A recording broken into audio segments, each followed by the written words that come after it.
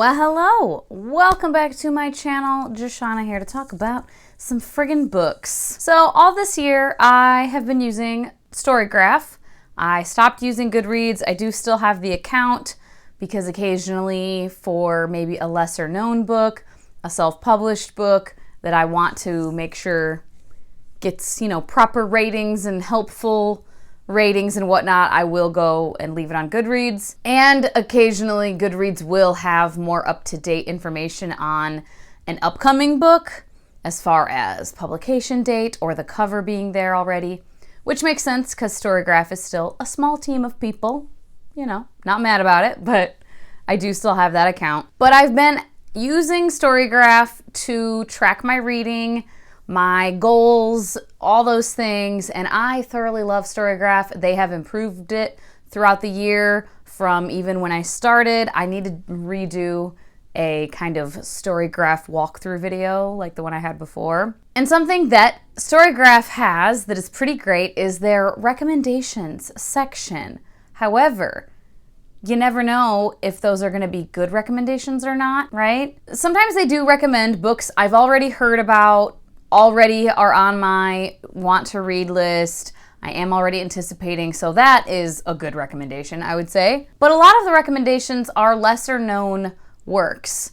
Some self-published, some not, but just some of them maybe also older books published, many moons ago, 20, 30 years ago, that just aren't popular right now. And it's pretty clear because it will get refreshed, pretty frequently.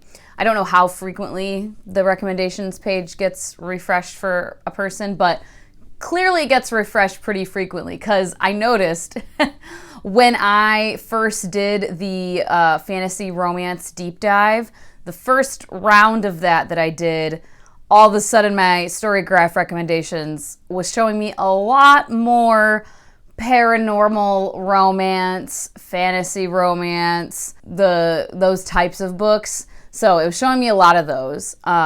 So it does get skewed depending on what your most recent reads are. It doesn't only look at your recent reads, but I'm just saying, because it was like a bulk 5 or 6 books almost back to back of fantasy romance. So obviously they're like, hey, apparently you like this shit. You can change the preferences to say, don't show me this genre, this mood, this type of book, whatever. And I have done that now. I think I took romance off the list because it was just showing me way too much. I was like, okay, I don't like it as much as you think I do. So I have a list now of, I want to say it's like 20 to 30 books that are my Storygraph recommendations. And I'm going to just go through them in chunks. This first chunk, I picked 6 books and we'll go over those 6 books. This is going to be a very interesting experiment once it's all said and done. This first round, we'll see. There was one book that was on this first round called Bewitching Season by Marissa Doyle, and I just took it off the list entirely once I realized, I think because I realized it was young adult and just was not in the mood in the slightest for that at the time. And it's like historical, fantasy, whatever. I took it right off the list. So I ended up actually with 5 books that I put on this list. And I have on my spreadsheet whether or not it was a good recommendation in my opinion, and then the rating of it. Because to me, I could end up rating a book 3 stars, but understanding why it was recommended to me, and so I could feel like, well, it was still a good recommendation, it just happened to not work for me. And then there might be some where I'm just like, this is nothing I would want. So this is not a good recommendation. So that's where that's coming from. And the first one that I attempted was Master of Poisons by Andrea Hairston. Yes, Hairston. I've seen this book places before, I think on people's channels and so on, and I truly didn't know that it was fantasy, but it is. It is adult epic fantasy, and it's in an African-inspired setting, and I would call this a more literary fantasy, a more literary writing style, very lush and kind of folk tale-esque. In this story, we have an empire whose lands are drying up due to very deadly storms. Djola is a master of poisons to the emperor, to the king, to some leader, and he is looking for a solution to the problem. We also follow Awa, who is a girl that is training to be a powerful Greet, or magic user. And their paths cross and things ensue. So I ended up DNFing this one. Yeah, and I honestly cannot say if I think this was a good recommendation or not. Part of me wants to say yes because I wasn't hating it. I got about 100 pages in, give or take. I think, yeah, 102 I think is as far as I got. I wanted to give it 100 pages and I wasn't hating it. And I don't know if it was a good recommendation because I think it might have just been a situation where the timing of trying to read this, I just wasn't in the mood for something like this. But the writing style, like parts of it I was enjoying, but parts of it felt a little bit like Black Leopard, Red Wolf, as far as, not to that extent, because if it had been to that extent, I think I would have DNF'd it way sooner, but a little bit of that feeling that I am being told a folktale by someone who is like tripping acid, or it's like a fever dream.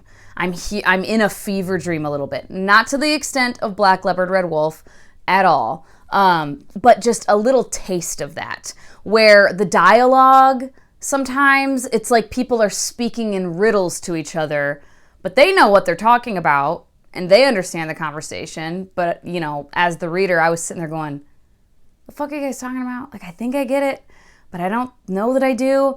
I think if I was in a better headspace for this, I would probably enjoy this because it is, to me, high quality writing, and it was intriguing. The plot was intriguing. The characters were intriguing.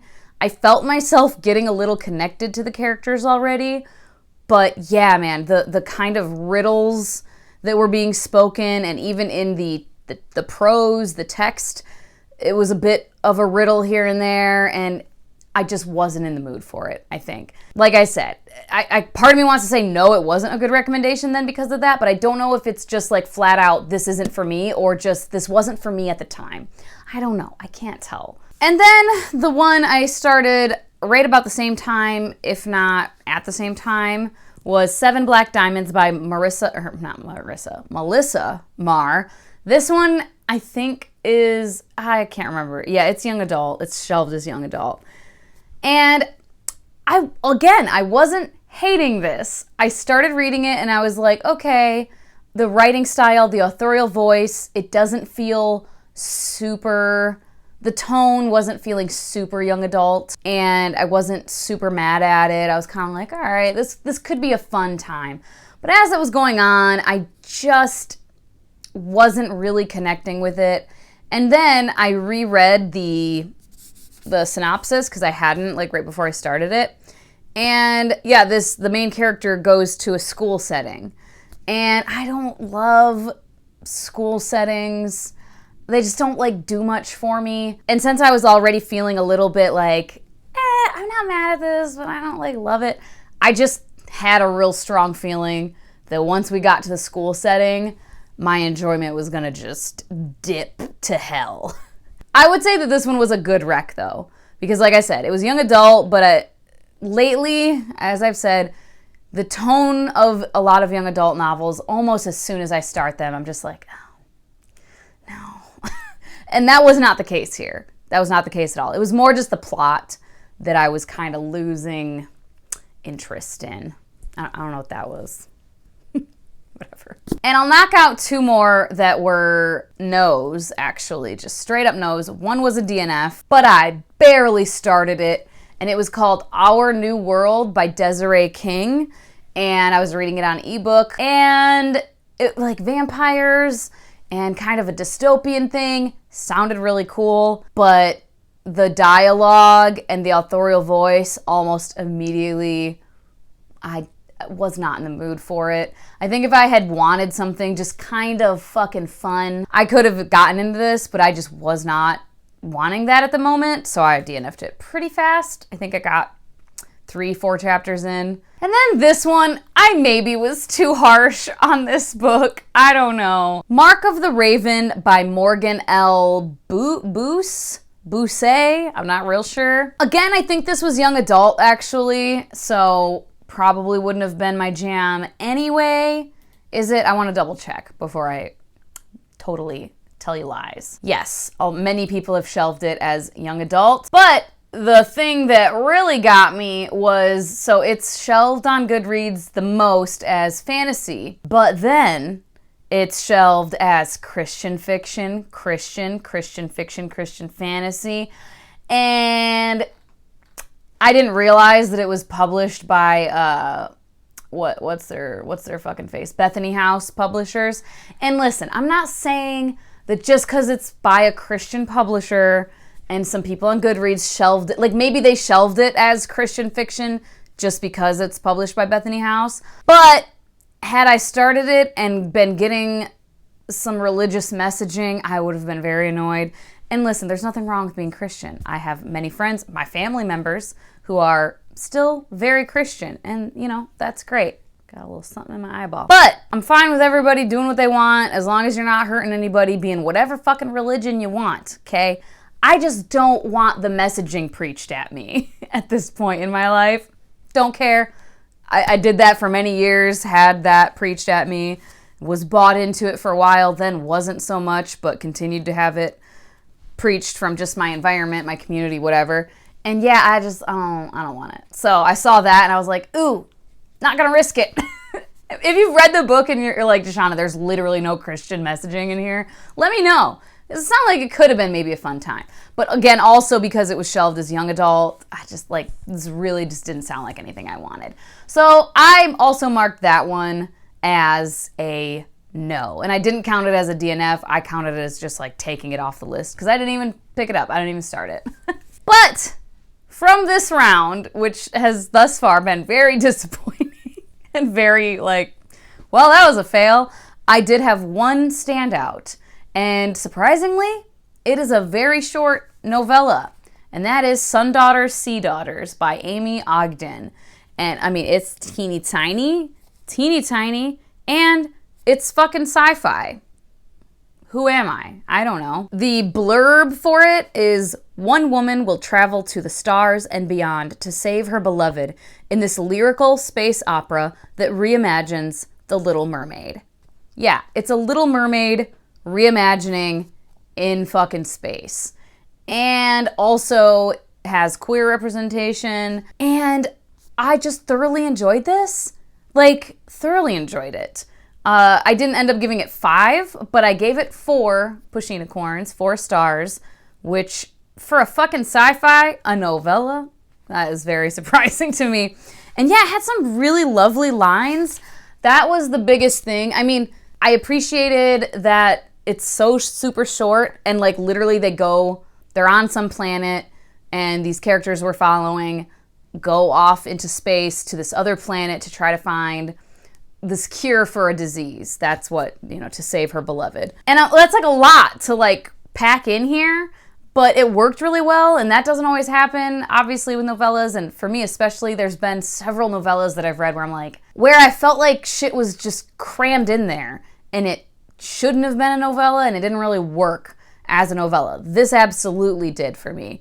I was very surprised. But the biggest thing is the authorial voice, the writing style. Oh, so great. There is even a couple of quotes to save that I tabbed up in here. So at the very beginning, like the first fucking page is one, and this is where she is getting ready to leave her beloved to go off on this quest, and she doesn't want to wake him up because she knows he would try to tell her to stop and to stay. And it says, but if he should open his eyes now and only look at her with the fear that he might die without her to soothe his slide beneath those forever waves, Atuale is a strong woman, but strength is no barrier to a bone knife of guilty grief slipped beneath the breastbone. The fuck? That was, like I said, first page, and I was like, oh, hell yeah. I'm in. And then there's another one, and the thing here is that her beloved is very different from her. I mean, you know, you've seen The Little Mermaid, right? This is a fucking mermaid and a guy. It's similar to that, where like they're of different species.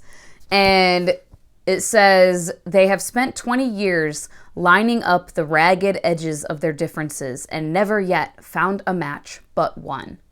But one, and that one is love, and Atuale clings to it as the ocean drinks her down into its darkness. Ah, so good. Like, so good. And there were so many other lines, too, that were just lovely and beautiful, but those two really just got me. So, yeah, this was a win. So, yay for that. Very surprising one. I was kind of like, I don't fucking know, man, when I saw that it was like a space opera. But then when I saw it was a novella, I thought, okay, I'll try it. I'm glad I did. Really glad I did. I definitely will be checking out other stuff by Amy Ogden. Whatever there is. I don't know. I haven't even looked. So yeah, this first round was a little disappointing. It is what it is. It's fine. Like I said, a couple of them, like if I count Seven Black Diamonds and Master of Poisons both as yeses, then I had more yeses for like, is this a good rec, than no's. There was only two that were just straight up, nope, nope, nope. But because two of the yeses, I DNF'd them, but like I get why they were recommended to me, and I don't feel like they were bad recommendations. I'm such a fucking mood reader. It is what it is. So that is all. Let me know if you have read any of these. Leave a comment down below, or if you just want to say hello, leave a little emoji. As always, thank you so much for your time. Hope you all have a wonderful day, and I will talk to you later. Bye-bye.